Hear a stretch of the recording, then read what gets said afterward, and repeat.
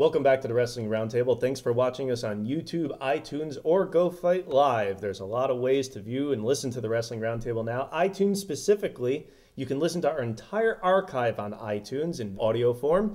On Go Fight Live, you can view the entire show uninterrupted. Here in YouTube, we're separated by segments for the conversation and the topic. But there's lots of different ways, and you can find them all on WrestlingRoundtable.com. And moving on to the career of someone who just retired, he'll be back. Shawn Michaels, someone who's been goofed on and vilified a lot on this show, but is easily one of the best of all time. What can you say about Shawn Michaels? Whether it was having five-star classics with his friends while making sure everyone else who was over was feuding with dentists, taxmen, and pirates. Whether it was introducing WWF audiences to innovative matches like the ladder match, the Elimination Chamber, or Hell in a Cell. Or whether it was pissing in the mouths of four black whores in a hotel room, Shawn Michaels did it better than almost anybody. And this is kind of a makeup session in a way, I feel, because when we did the best and worst of WrestleManias, a lot of people were upset that we didn't mention, I don't think, even one Shawn Michaels match. Sorry, we had a lot more immediate matches that came to mind, but as much as I goof on him, Shawn Michaels is easily one of the best wrestlers of all time, and there's so many moments and matches to go over, so I consider this kind of a makeup session in a way. I'm not going to be spewing any negativity about Montreal or his ego or really anything else so much. So let's start off with your memories of Shawn Michaels' career. There's been a lot. Is everyone going to start off with the barber shop, I'm guessing? Yep. The Rockers, who were kind of this goofy two guys with long hair and these silly outfits.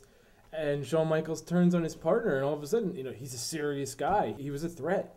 He actually seemed like he wasn't just this goofball that was running down the aisles and had some good tag matches. Yeah, we were all kids at the time. It was really a shocker when it happened. I remember looking at the WWF magazine, and they were speculating a split between the two. They were arguing and having problems as a tag team. It was really shocking. It was one of the first big shocking angles I can remember as a kid. Well, they built it up for several months, and everyone loved the Rockers. They loved that high-flying tag team style, and I think that's why it was so shocking. Back then, that was an era where there weren't swerves every week and tag teams weren't splitting. Tag teams were very relevant. And like you just said, everyone loved the Rockers. They were a great tag team, put on great matches. And if you were going to remember one thing from the barbershop, it was the Shawn Michaels turn. And I think that they went with the right guy to push as a single star. That was definitely a standout moment in early '92, but one of the ones that people often forget in light of the barbershop turn is the follow-up months later, which I loved as well, when Marty Jannetty came through the crowd during Shawn Michaels' match at Superstars.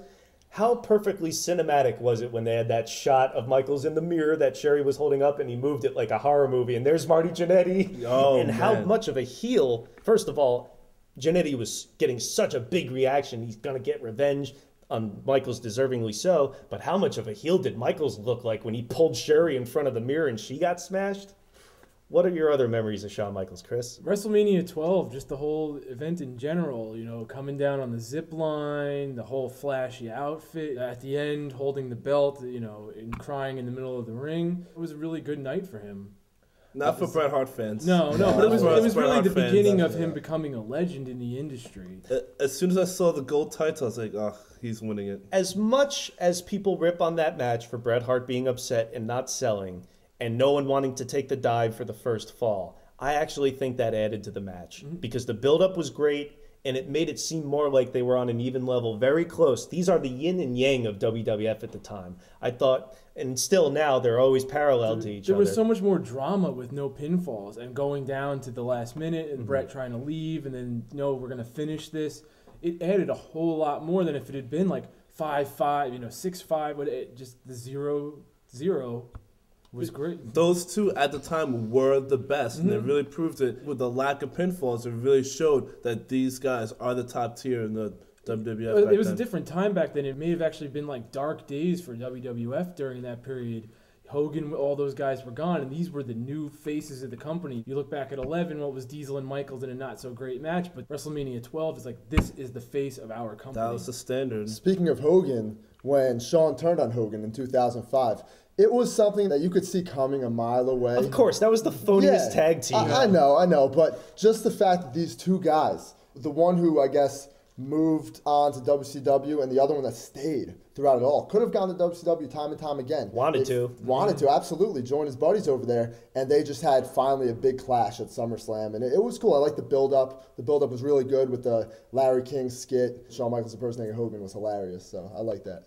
What I liked about it, and I hate to say more negative stuff, but I think it really allowed Shawn Michaels to be the baby that he is when he had that real disdain for having to job to Hogan, and you could see that ego coming out in the promo. It was genuine. And it was also the most interesting, I thought, that he had been in, as character-wise anyway, since he came back in 2002. I enjoyed the heel Shawn Michaels building up to Hogan. I just wish they would have emphasized it was also the leader of NWO versus the leader of DX.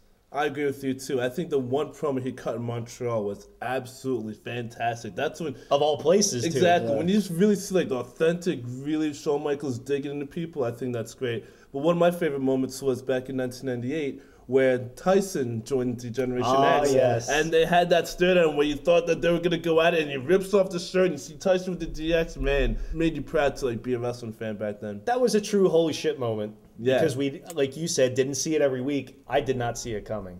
But speaking of joining factions, I may be the only one, but I enjoyed when he joined the NWO in 2002. I like that too. I thought it was well done, man. I mean, where else were they going to go with the NWO once Hogan turned into a face and Scott Hall was gone? If you're going to keep the gimmick alive, you got to add a big guy to it. And adding Shawn Michaels, and it made sense for Kevin Nash. It was almost like a finally moment. Yes. Yeah. Finally. We've been wanting to see that fans, since the birth of the NWO. We all knew that they were buddies going back to, two dudes with attitude, all the way back. It was a matter of time. It was a good moment.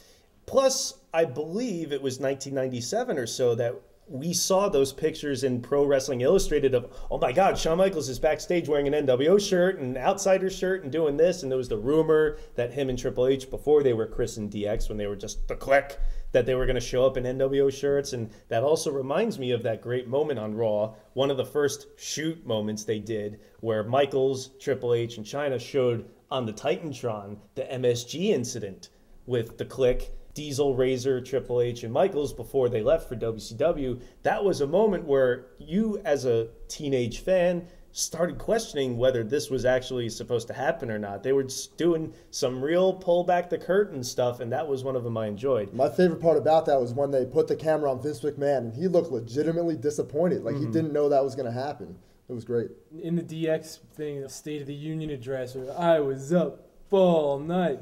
That was coming right off of Bret Hart, the whole Montreal thing. He should have been the biggest villain, but yet he still managed to coast that line of, he's kind of cool.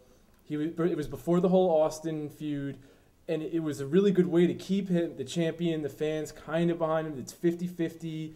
It was just a strange time in wrestling where right before the Austin, the Shades of Grey, he was kind of one of the first ones. Yeah, and it was also the complete opposite of the sanitized DX that we've gotten the past few years. This was when they were really cutting edge, when they were really pushing buttons, and they were doing some badass and funny stuff. Yeah, we had never seen anything like that in wrestling. At the barbecue with the giant sausages, sitting on the ramp with who booked this crap, kissing each other, playing strip poker.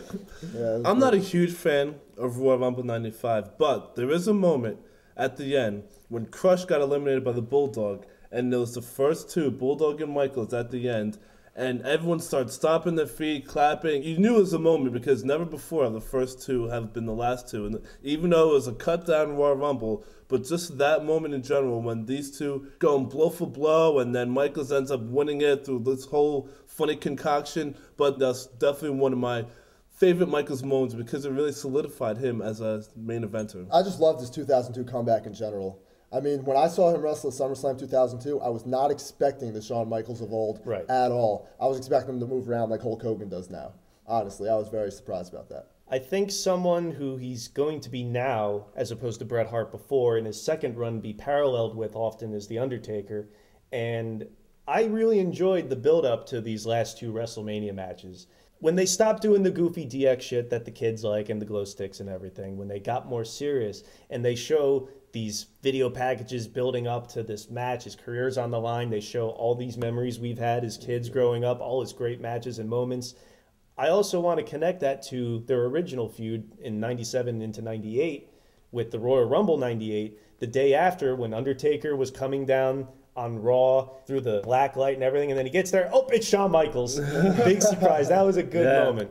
And we're going to talk about some more good moments when we get to the matches specifically. Shawn Michaels' greatest matches when we come back. It's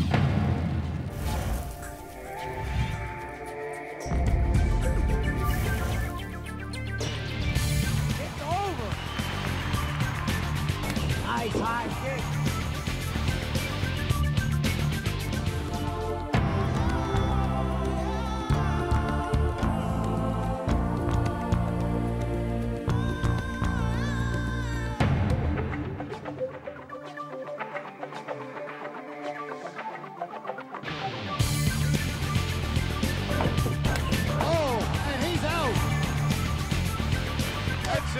What's keeping him up?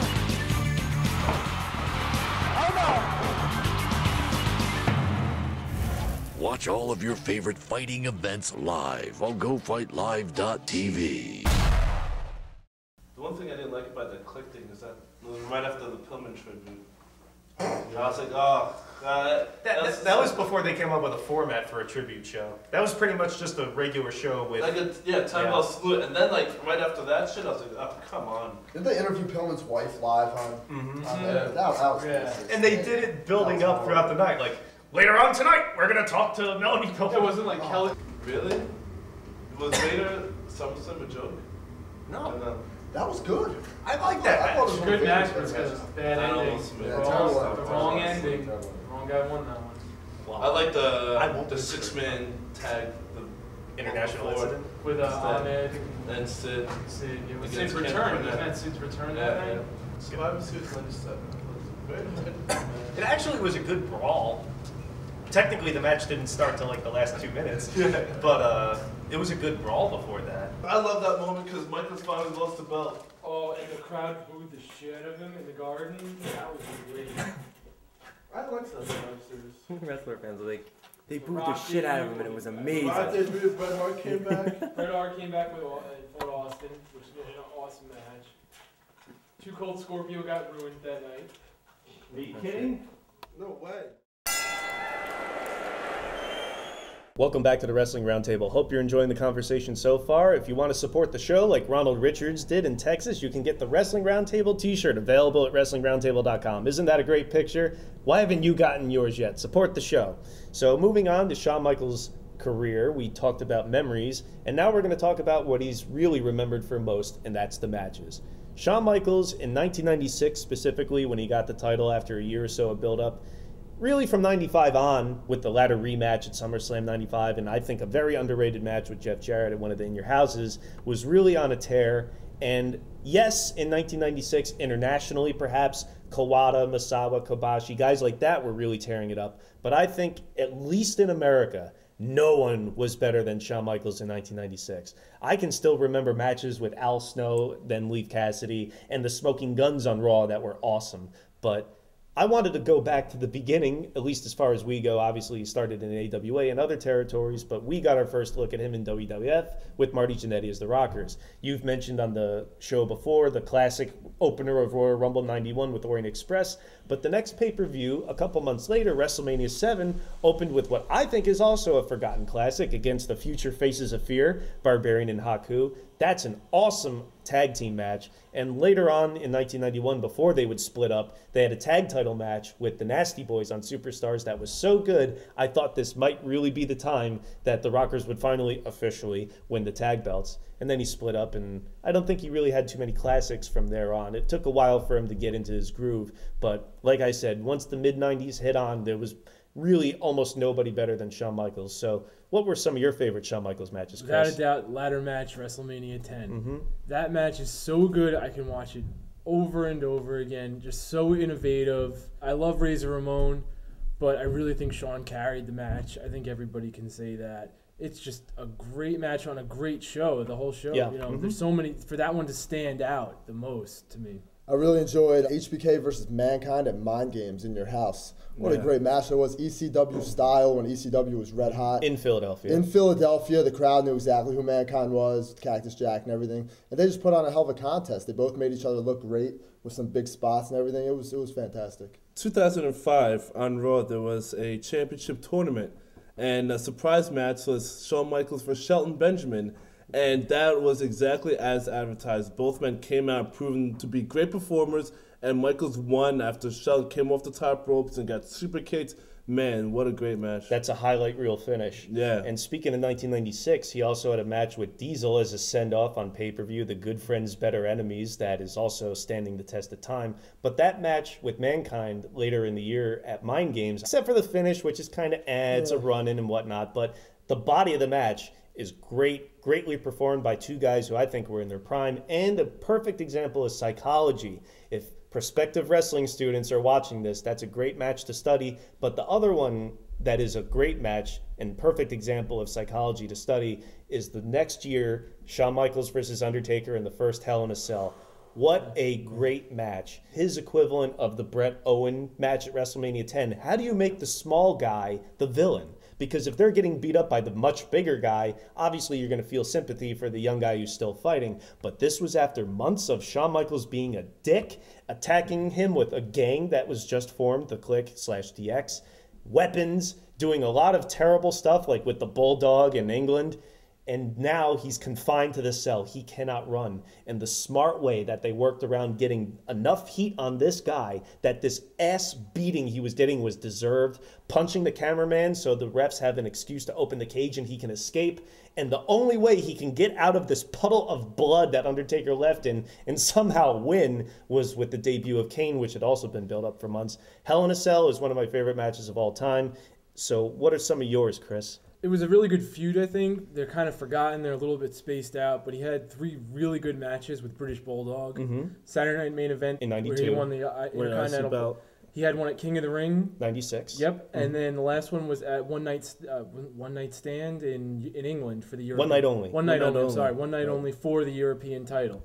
All great matches. Him and Bulldog had really good chemistry together. Shawn Michaels did a lot from 2002 to 2010. That was really good. One thing that stands out is WrestleMania 21. Kurt Angle. What a fantastic match they had. Great psychology, back and forth action, submission holds. I really thought Shawn Michaels was going to win, but once Angle locks on that ankle lock, wrapping the legs around the leg, there's no getting out of it, and it was a great, fantastic finish. I love the build-up. Shawn Michaels won the world title his first time in 96, and Kurt Angle won the Olympic gold medal in 96. I love that parallel. It was one of those matches where you just want to see two guys wrestle because it's probably going to be an awesome match, and it was. The only minor quibble I have was the finish. It may have worked in this case where if you have a toe hold or ankle lock in wrestling on that long, it was pretty dramatic. But I think Michaels should have been crippled and walking around with a limp if he was even on TV for a month and not wrestling the next week. That's the only minor problem with that match. Aside from that, fantastic example of two of the best wrestlers going at it. Action Zone. It was the Clique performing, doing what they do. It was Michaels and Diesel versus Razor Ramon 1-2-3 Kid, and these guys put on a non-stop pace for the whole entire match. I thought it was great. I think it even opened the show, and it really just showed that how well these guys work together, and definitely one of the best Shawn Michaels matches I've ever seen. I'm not a big fan of the Triple H feud. Obviously, the 3-ways at WrestleMania 20 and Backlash with He Who We Do Not Speak Of are classics, no doubt. But I think a lot of the matches that they insisted on having with each other between 02 and 03, like the Hell in a Cell, was pretty bad. You're not alone on that one. But the last Raw of December 2003, what a fantastic match on TV they had. If you don't remember that, that's the finish where Michaels super kicked Triple H, landed on top of him, and Bischoff said his shoulders were counted down. Yeah, it's a screw job finish in a way, although technically right. But up until that point, fantastic match. Any of the Jericho matches from last year, that feud was phenomenal. The ladder match, the unsanctioned match. I can't really pick one, but they were all just so good. I'd be remiss not to mention HBK versus Flair at WrestleMania 24. Just the effort he put in for Ric Flair, a true icon and legend, and he looked up to Flair. He honestly did. He based a lot of his character around Ric Flair's heel run in the 80s. He went all out, put a great effort in. He definitely did, and it was much better than the Bad Blood match of 2003, which, being hyped up for two of the greatest wrestlers of all time are going to fight, I thought it was pretty much crap. And they had a much better match in December at MSG. There was a house show you and I went to. Remember how much better that match was? Oh, yeah. That was definitely a good match. And unfortunately, an Eddie Guerrero tribute match for him and Rey Mysterio. Just like the Kurt Angle match, you never saw these two guys in the ring. So it was very interesting to see how they work together, especially, seeing Rey Mysterio style and the Mexican style that Shawn Michaels' training was based on. And I thought these two had great chemistry, and the result was pretty fitting. Especially for two guys who had never fought and have been in the same company forever. That's a match that a lot of people remember. But one that sticks out in my mind to wrap it up here would be the match against Steve Austin at WrestleMania 14. Obviously, on a technical level, their match the year before at King of the Ring 97 was better. But coming off his herniated back injury, for Shawn Michaels to go out there, obviously in pain, put his best effort on to pass the torch to Steve Austin in a very important match and a very important moment on their most important show. It showed a lot of guts and a lot of unbelievable integrity for Shawn Michaels to go out there and perform to the level that he tried to do. Obviously not up to 100%, but he gave it his best, and we've given it our best. So hopefully you've enjoyed it as well. Join us next week. We're going to talk about the heavyweight division of UFC, as well as picking 3 from the big 3. We're going to pick 3 wrestlers from WWE, TNA, and ROH to build our own fantasy promotion behind. Call into Wrestling Roundtable Radio. You can go to WrestlingRoundtable.com to find the number and the link. We want to hear your thoughts about Shawn Michaels matches and other topics in wrestling as well. So for the panel, Rodney LeConte, Chris Harris, Jason Aledo, I'm Eric Santamaria. Thank you and join us next week.